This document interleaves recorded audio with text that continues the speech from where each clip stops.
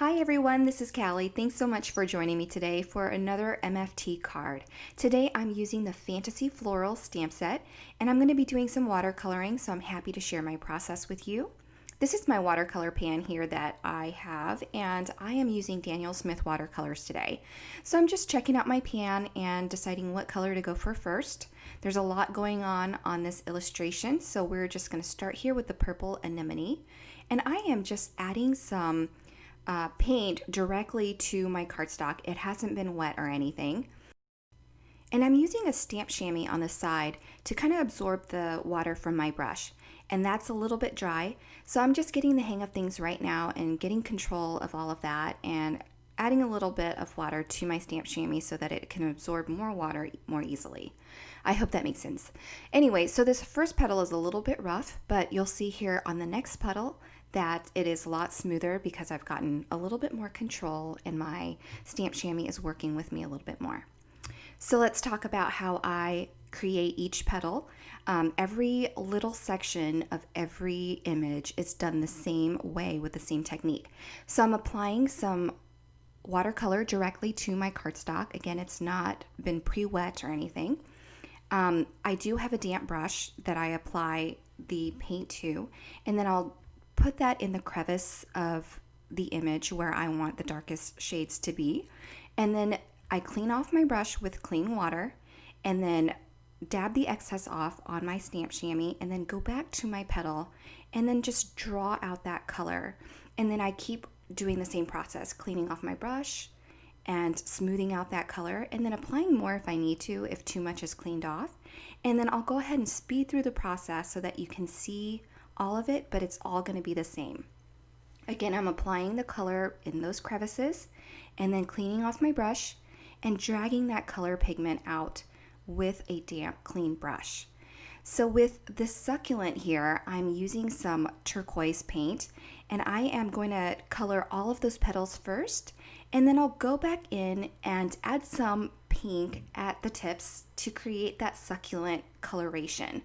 So I'm doing that now. I'm adding the pink at the tips, and they are a little bit vibrant at first, but then I go through it again with a damp brush just because I want that pink to blend with that turquoise better.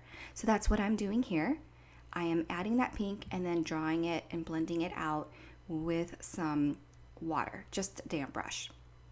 Now on my foliage, I am using a light green for those larger petals. I'm adding darker shades at the bottom of each line and then blending it towards the top where light would hit a leaf. Hope that makes sense. And now on these smaller crevices, I'm just applying color at the very corners and then dragging them out to the tips.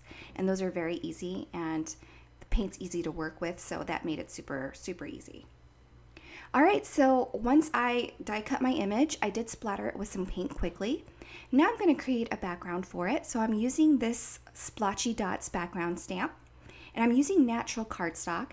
I've just embossed it and made sure that I prepped the surface with some anti-static powder tool.